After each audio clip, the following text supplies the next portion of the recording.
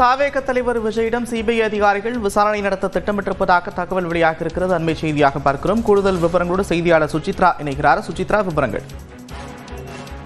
கரூர் உயிரிழப்புகள் விவகாரம் தொடர்பான விசாரணை தற்பொழுது இன்று நாள் முழுவதும் சுமார் 4 மணி நேரங்களுக்கு மேலாக தாவேக தலைவர் விஜயிடம் நடைபெற்று வரும் நிலையில் அந்த விசாரணை மேலும் நாளை நீடிப்பதற்கான வாய்ப்புகள் உள்ளதாக சிபிஐ வட்டாரமானது தெரிவித்துள்ளது.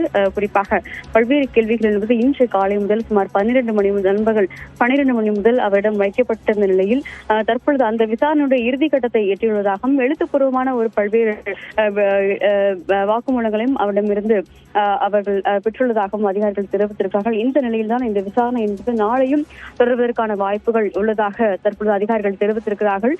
4 மணி நேரம் தாவேக தலைவர் விஜயிடம் மட்டுமல்லாமல் தமிழக காவல்துறை அதிகாரிகளான டிஜிபி டேவிட்சன் தேவாசிர்வாதம் மற்றும் ஐஜி நிர்மல்குமார் ஆகியோருடைய தரப்பிலும் பல்வேறு விளக்கங்கள் என்பது இன்று சிபிஐ அதிகாரிகளால் கேட்கப்பட்டதை மிக முக்கியமாக பார்க்க வேண்டும்.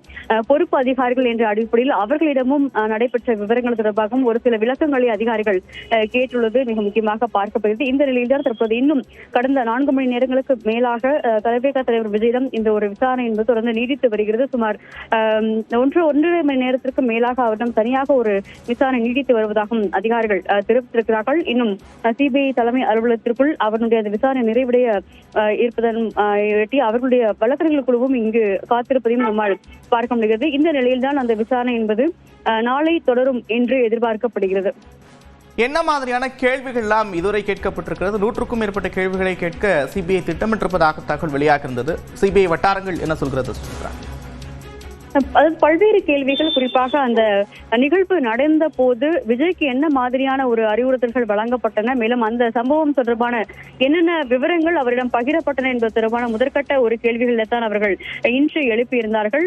அது மட்டுமல்லாமல் அந்த சம்பவம் நடைபெற்ற அன்று ஒரு சீக்வன்ஸ் ஆஃப் ஈவென்ட் என்ற அடிப்படையில் கரூருக்கு முன்பாக விஜயனுடைய வாகனம் எங்கிருந்து தொடங்கியது, அந்த பரப்புரை தொடக்கத்து முதல் கரூருக்கு வந்தடைந்தது வரை விஜயனுடைய அந்த ஒரு செயல்பாடுகள் என்னவாக இருந்தது என்று முதலில் அவரிடம் ஒரு கேட்கப்பட்டு அதிலிருந்து கேள்விகளை அதிகாரிகள் முன்வைத்திருக்கிறார்கள். அது மட்டுமல்லாமல் அந்த சம்பவம் இருந்த இடத்திற்கு வருவதற்கு அவருடைய வாகனம் தாமதம் ஏற்பட்டதா, மேலும் காவல்துறை அதிகாரிகள் தரப்பிலிருந்து கூட்ட நெரிசல் தொடர்பான அறிவுறுத்தல்கள் என்பது வழங்கப்பட்டதா என்பது தொடர்பான கேள்விகளையும் அவர்கள் எழுப்பியிருக்கிறார்கள். அந்த கேள்விகள் மட்டுமல்லாமல் அங்கிருப்பவர்கள் அந்த வாகனம் கடந்து சென்ற பொழுது ஒரு குழந்தை காணாமல் போனதாக செய்யப்பட்ட அறிவிப்புகளை தொடர்ந்து அங்கு ஏற்பட்ட சலசலப்புகள் தொடர்ந்து அவருக்கு அந்த விவகாரம் தெரிந்திருந்ததா என்பது தொடர்பான கேள்விகளையும் அதிகாரிகள் எழுப்பியிருந்தது மிக முக்கியமாக பார்க்கப்படுகிறது. இது மட்டுமல்லாமல் அவருடைய அறிவுறுத்தல்கள், தமிழ்நாடு காவல்துறையினுடைய அந்த ஒரு அறிவுறுத்தல்கள் என்பது தாவேக நிர்வாகிகளால் நிராகரிக்கப்பட்டு அவருடைய வாகனத்தை கரூர் கொண்டு செல்வதற்கான ஒரு திட்டமிடல் வகுக்கப்பட்டதா என்ற ஒரு கேள்வியும் அவர்கள்